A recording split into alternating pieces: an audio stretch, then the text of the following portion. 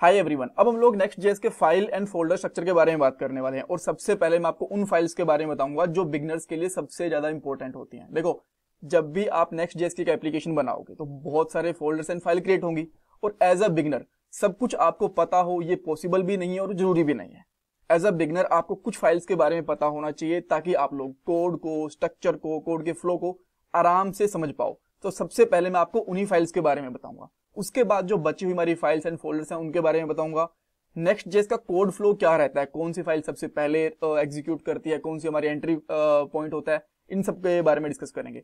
Interview question भी हम लोग डिस्कस करने वाले हैं। दो इंटरव्यू क्वेश्चन रहेंगे, पैकेज डॉट जेसन क्या होती है और डिपेंडेंसीज और डेव डिपेंडेंसीज के बीच में क्या डिफरेंस होता है। ऑलराइट, इनका आंसर मैं आपको वीडियो के लास्ट में दूंगा। सो ये हमारी नेक्स्ट जेएस की प्लेलिस्ट है। 4 वीडियोस आ चुकी हैं, 5वीं वीडियो बन रही है, और भी बहुत सारी वीडियोस आएंगी और इसका लिंक डिस्क्रिप्शन बॉक्स में आपको मिल जाएगा। सो अब आते हैं हमारे प्रोजेक्ट के ऊपर। और जो सबसे ज्यादा इंपॉर्टेंट फाइल होती है ना, वो होती है पैकेज डॉट जेसन फाइल। इसके अंदर आपके प्रोजेक्ट की सबसे ज्यादा इंपॉर्टेंट डिटेल्स होती हैं, जैसे कि प्रोजेक्ट का नेम, प्रोजेक्ट का वर्जन, ये तो है ही। इसके अलावा जितनी भी आपकी प्रोजेक्ट की कमांड होती हैं यहाँ पे मिलेंगे आपको स्क्रिप्ट के अंदर, और जो जो लाइब्रेरीज चाहिए होती हैं आपका प्रोजेक्ट रन करने के लिए, वो भी आपको यहीं पे मिल जाएंगे। उनका वर्जन एंड उनका नेम यहाँ पे मिल जाएगा। सो जब भी आप लोग एक न्यू एप्लीकेशन बनाओगे या फिर सेम बनी हुई एप्लीकेशन को दूसरे सिस्टम के ऊपर रन करोगे ना, तो जस्ट npm इंस्टॉल कमांड चलाओगे और जितनी भी यहाँ पे लाइब्रेरीज दिख रही है ना, वो सारी की सारी अपने आप इंस्टॉल हो जाएंगी आपके सिस्टम के अंदर। राइट, सो अगर ये वाली फाइल आपकी खो गई तो ना ही आप लोग डिपेंडेंसीज को इंस्टॉल कर पाओगे, ना ही आपको प्रोजेक्ट का नेम पता रहेगा, ना ही वर्जन पता रहेगा, और ना ही यहाँ पे जो स्क्रिप्ट्स हैं उनकी आपकी इंपॉर्टेंट कमांड्स हैं उनके बारे में पता रहेगा। तो इसीलिए पैकेज डॉट जेसन सबसे ज्यादा इंपॉर्टेंट फाइल होती है। एक क्वेश्चन और, क्या package dot JSON next JS के लिए यूज में आती है? जी नहीं। देखो, पैकेज डॉट जेसन को यूज करता है npm, ताकि वो डिपेंडेंसीज को इंस्टॉल कर पाए, कमांड्स को रन कर पाए। तो जब भी आप लोग देखोगे कि कोई भी एप्लीकेशन जहां पे npm यूज हो रहा है, चाहे वो रिएक्ट की हो, एंगुलर की हो, व्यू की हो, नेक्स्ट की हो, वहां पे आपको पैकेज डॉट जेसन वाली फाइल मिलेगी ही मिलेगी। ऑलराइट, सो एक बार फिर से बता देता हूं इसका यूज क्या होता है। यहाँ पे आपकी प्रोजेक्ट की सारी details, commands and dependencies available होती हैं, यहाँ पे आप देख सकते हो। ठीक है, उसके बाद में जो सेकंड इंपॉर्टेंट फाइल होती है वो होती है next dot config dot JS. यहाँ पे आप लोग अपनी नेक्स्ट जेएस की कॉन्फ़िगरेशन कर सकते हो। आप बोलोगे कैसी कॉन्फ़िगरेशन करनी होती है, ये तो हमें पता नहीं है। मैं आपको दिखाता हूँ, बिकॉज करके तो मैं भी नहीं दिखाने वाला। अगर मैं करने बैठूंगा तो हम लोग वीडियो कहीं और ही लेके चले जाएंगे। तो मैं आपको एग्जांपल्स दिखा देता हूँ ताकि आप लोग समझ पाओ। ये वाली कॉन्फ़िगरेशन से आप लोग कर पाते हो। जैसे अगर कोई एसेट्स डिक्लेयर करने हैं, आपको बेस पाथ होता है वो चेंज करना है या फिर अप्लाई करना है, कुछ आपको कंप्रेस करनी है कोई भी लाइब्रेरी वगैरह, इन्वायरमेंट डिक्लेयर करना है, डिस्क डायरेक्टरी बतानी है, ES लिंटिंग की कॉन्फ़िगरेशन करनी है, इतनी सारी कॉन्फ़िगरेशन यहाँ पे दे रखी है। आने वाले किसी पार्ट के अंदर हम लोग इनके बारे में डिटेल के अंदर पढ़ेंगे। राइट, तो ये सारी कॉन्फ़िगरेशन होती है नेक्स्ट जेएस की, जो आप लोग इस फाइल के अंदर कर सकते हो। ठीक है, अच्छा, उसके बाद में आती है जेएस कॉन्फिग डॉट जेसन वाली फाइल। इसके अंदर आप लोग जावास्क्रिप्ट की कॉन्फ़िगरेशन करोगे। आप बोलोगे दोनों के अंदर फर्क क्या है? नेक्स्ट जेएस के अंदर जो कॉन्फ़िगरेशन होगी वो नेक्स्ट जेएस फ्रेमवर्क की कॉन्फ़िगरेशन होगी। ठीक है, और जो जेएस कॉन्फ़िग होगी इसके अंदर जावास्क्रिप्ट प्रोग्रामिंग लैंग्वेज की कॉन्फ़िगरेशन होगी। जैसे कि एक यहाँ पे छोटा सा एग्जांपल भी दिया भी हुआ है कि पाथ हम लोग कौन सा यूज कर रहे हैं।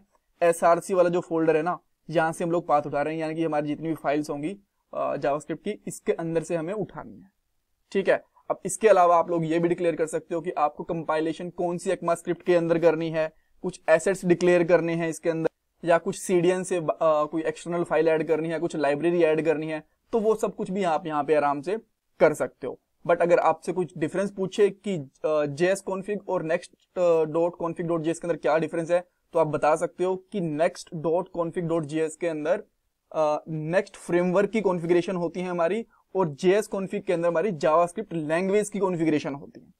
ठीक है, ये 3 ऐसी फाइल्स होती है जिनके बारे में आपको डेफिनेटली पता होना चाहिए। ठीक है, अब जो बची हुई फाइल्स हैं उनके बारे में हम लोग डिस्कस करते हैं और बाद में हम लोग इन फोल्डर्स के अंदर जाएंगे। ठीक है, यहाँ पे लिखा हुआ है readme.md फाइल। यहाँ पे क्या होता है, जब भी आप अपना प्रोजेक्ट इंस्टॉल करते हो या फिर प्रोजेक्ट बनाते हो, तो यहाँ पे कुछ बेसिक कमांड्स होती हैं, कैसे आपको प्रोजेक्ट रन करना है, कैसे इसको ब्राउजर के ऊपर ओपन करना होता है, कौन सी आपको फाइल सबसे पहले एडिट करनी होती है, ये सब कुछ लिखा होता है। बट जब आप एक प्रोजेक्ट बना लेते हो ना, तो readme.md का मतलब ये होता है कि आप अपने प्रोजेक्ट की इंस्ट्रक्शंस देते हो। अब मान लो आपने एक बहुत बड़ी एप्लीकेशन बना दी, फेसबुक बना दी एक बार के लिए मान को चल लो, तो कैसे उसको यूज करना है, क्या उसके अंदर प्रोटोकॉल्स, कैसे उसके अंदर वेरिएबल डिक्लेयर करनी है, कहाँ पे कॉमन फंक्शंस रखने हैं, सब कुछ आप जो रीडमी वाली फाइल होती है ना वहां पे रख सकते हो। जब भी डेवलपर काम करना स्टार्ट करता है एक प्रोजेक्ट के ऊपर, सबसे पहले रीडमी फाइल वाली फाइल को पढ़ता है, और आप कह सकते हो कि हल्की फुल्की यहाँ पे आप डॉक्यूमेंटेशन भी रख सकते हो। ठीक है, सो ये इसका यूज हो गया। उसके बाद में पैकेज लॉक डॉट जेसन। अब बहुत से लोग कंफ्यूज होते हैं पैकेज डॉट जेसन और पैकेज लॉक डॉट जेसन के बीच में। देखो, पैकेज डॉट जेसन के अंदर आपकी एप्लीकेशन के अंदर जो पैकेज इंस्टॉल्ड है ना और आपकी एप्लीकेशन होती है उसकी डिटेल्स होती हैं, बट पैकेज लॉक के अंदर आपकी एप्लीकेशन में जो पैकेज इंस्टॉल हो रखे हैं उनकी जो डिपेंडेंसीज है ना उनकी डिटेल्स भी होती है यहाँ पे, और पर्टिकुलर वर्जन के साथ में होती है। एग्जांपल के लिए मैं आपको बताता हूँ, आपके सिस्टम में देखो यहाँ पे पैकेज डॉट जेसन है, यहाँ पे आपके प्रोजेक्ट के अंदर नोड मॉड्यूल्स ओपन करो, यहाँ पे आप कुछ भी ओपन कर लो, जैसे कि मैं ये वाली लाइब्रेरी ओपन कर लेता हूँ, इसके अंदर भी पैकेज डॉट जेसन है। कोई और करता हूँ, यहाँ पे ये वाला कर लेता हूँ, इसके अंदर भी पैकेज डॉट जेसन है। तो ये क्या करता है कि जितने भी हमारे पैकेज की हिरार्की होती है ना, मान लो ए पैकेज को डिपेंडेंसी है बी के ऊपर, बी की है सी के ऊपर, सी के डी के ऊपर, सबकी डिपेंडेंसीज की डिटेल रखता है ये वाला। ठीक है, हाँ, अगर आप इस वाली फाइल को डिलीट भी कर दोगे ना, पैकेज लॉक वाली फाइल को, तो कुछ फर्क नहीं पड़ने वाला। ऐसा कुछ नहीं है कि आपका प्रोजेक्ट चलेगा नहीं, सब कुछ चलेगा, कोई दिक्कत नहीं आएगी। बट ये सेफर साइड के लिए लोग रख लेते हैं ताकि इसके अंदर अच्छे से डेप्थ के अंदर हमारी ट्री स्ट्रक्चर के अंदर हमारी डिपेंडेंसीज एंड डिटेल्स हमें मिल जाए। ठीक है, ऑलराइट। उसके बाद में आते हैं गिट इग्नोर। वैसे ये वाली फाइल हमारी नेक्स्ट जेएस से रिलेटेड नहीं होती, बट अगेन मैं बता देता हूँ गिट से रिलेटेड होती है। बहुत सारी ऐसी फाइल्स फोल्डर्स होते हैं जो हम लोग गिट के ऊपर पुश नहीं करना चाहते कभी भी, जैसे कि नोड मॉड्यूल्स हम लोग कभी भी पुश नहीं करते, ये बहुत हैवी होते हैं। जब भी आप दूसरे सिस्टम के ऊपर प्रोजेक्ट बनाते हो और आपको पैकेज चाहिए होते हैं ना, तो npm इंस्टॉल कमांड चलाते हो, उससे ये वाला मॉड्यूल और इसकी डिपेंडेंसीज अपने आप क्रिएट हो जाती हैं। ठीक है, सो जो फाइल जो फोल्डर्स हमें गिट के ऊपर नहीं डालने होते, इग्नोर करने होते हैं, उनकी हम लोग यहाँ पे पाथ या फिर डिटेल्स दे देते हैं। ठीक है, जैसे आप यहाँ पे देख सकते हो node modules dot pnp dot js dot pnp dot next dot out, ये हमें कभी भी डॉट बिल्ड, ये कभी भी हमें गिट के ऊपर डालने नहीं होते, तो इग्नोर कर देगा। अगर इनके अंदर कुछ चेंज होंगे और हम लोग सारी फाइल पुश करने की कोशिश करेंगे ना, पूरा प्रोजेक्ट चला जाएगा, बट जो यहाँ पे डिक्लेयर होगा वो हमारा कभी भी गिट के ऊपर पुश नहीं होने वाला। अगेन मैं बता रहा हूँ ये गिट से रिलेटेड है, ये नेक्स्ट जे से रिलेटेड नहीं है। अगर आपको गिट का आइडिया नहीं है तो इसको इग्नोर कर दो, कोई दिक्कत नहीं है। अब आती है ESLint rc.json फाइल। आपको पता है ESLint किसके लिए यूज होती है? ये ECMAScript का एक स्टैंडर्ड मेंटेन करते हैं जिसके अंदर ना आप एक अच्छा स्टैंडर्ड वाला कोड लिख सकते हो। अब मान लो क्या करते हो आप लोग, आपने एक पेज फाइल बना, उसके अंदर बहुत सारे वेरिएबल्स आपने ऐसे रख दिए वो जो यूज ही नहीं हो रहे, राइट? तो क्या करेंगे, मेमोरी कंज्यूम करेंगे, हमारा कोड बेस बढ़ाएंगे। तो ESLinting ये बता दे कि ये वाले वेरिएबल्स यूज नहीं हो रहे, इनको आप हटाओ यहां से। ऐसी जस्ट मैंने एक छोटा सा एग्जांपल दिया, ऐसी बहुत सारे स्टैंडर्ड्स प्रोटोकॉल्स हमें रूल्स हमें दे देता है ये, जिसकी आप कॉन्फ़िगरेशन यहाँ पे कर सकते हो। ठीक है, यहाँ पे आप लोग ये बता सकते हो कि हमें अनयूज वेरिएबल नहीं रखने, हमें वॉर का यूज नहीं करना, कॉन्स्ट का यूज करना है, लेट का यूज करना है, क्लासेस बनाने तो कैसे बनानी है, फंक्शंस बनाने तो कैसे बनाने हैं, मैक्सिमम फंक्शन की लाइन कितनी हो सकती है, बहुत सारी कॉन्फ़िगरेशंस आप यहाँ पे कर सकते हो ESLint वाली। अब अगेन क्वेश्चन, क्या ESLint जस्ट Next.js के अंदर यूज होता है? जी नहीं, ये किसी भी जावास्क्रिप्ट की लाइब्रेरी फ्रेमवर्क के साथ में यूज हो सकता है। ठीक है, अब आते हैं .next के ऊपर। .next फोल्डर जैसे हम लोग कोई भी बिल्ड बनाते हैं, चाहे डेवलपमेंट बिल्ड बनाए, चाहे हम लोग प्रोडक्शन बिल्ड बनाए, तब ये वाला फोल्डर क्रिएट होता है। बाय डिफॉल्ट ये वाला फोल्डर नहीं होता, राइट? तो जैसे आप बिल्ड बनाओगे तो इसके अंदर इतनी सारी फाइल्स क्रिएट हो जाती हैं और उसके बाद में ये वाला फोल्डर बनता है। तो आप कह सकते हो जितनी भी हमारी बिल्ड रिलेटेड चीजें होती है ना, यहां पे मिलेंगी आपको। ठीक है, अब बिल्ड कैसे बनाते हैं, कैसे उसको डिप्लॉय करते हैं, वो तो हमें आने वाले टाइम के बाद पता चलेगा, बट अभी के लिए पॉइंट ये है कि बिल्ड बनने के बाद जो भी कोड जाएगा हमारा इसी फोल्डर के अंदर जाएगा। ठीक है, चाहे वो स्टैटिक बिल्ड हो, चाहे उसके अंदर कुछ भी कॉन्फ़िगरेशन वाली फाइल्स हो, कुछ भी हो, सारा का सारा यहीं पे जाएगा। ठीक है, नोड मॉड्यूल्स के अंदर जितनी भी प्रोजेक्ट के अंदर हमारी लाइब्रेरीज यूज हो रही हैं उनकी डिटेल्स यहाँ पे रहेगी। पब्लिक के अंदर आप कोई इमेज डालनी है, कोई पब्लिक CSS वाली फाइल डालनी है, कोई पब्लिक जावास्क्रिप्ट की लाइब्रेरी डालनी है, कोई CDN बूटस्ट्रैप वगैरह यूज करना है, तो वो आप यहाँ पे रख सकते हो। ये हमेशा पब्लिक रहता है, यानी कि ये पब्लिक को भी दिखेगा, जो भी इस प्रोजेक्ट को यूज करेगा बाद में उसको भी आराम से अवेलेबल हो जाएगा। ठीक है, अब एक एग्जाम्पल के लिए उन्होंने एक नॉर्मल सी SVG फाइल्स रखी हुई है। ठीक है, यहाँ पे PNG file, JPG file, .CSS वाली फाइल, कुछ भी जो आप रखना चाहो, जिनको सिक्योरिटी की जरूरत नहीं है वो आप यहाँ पे रख सकते हो।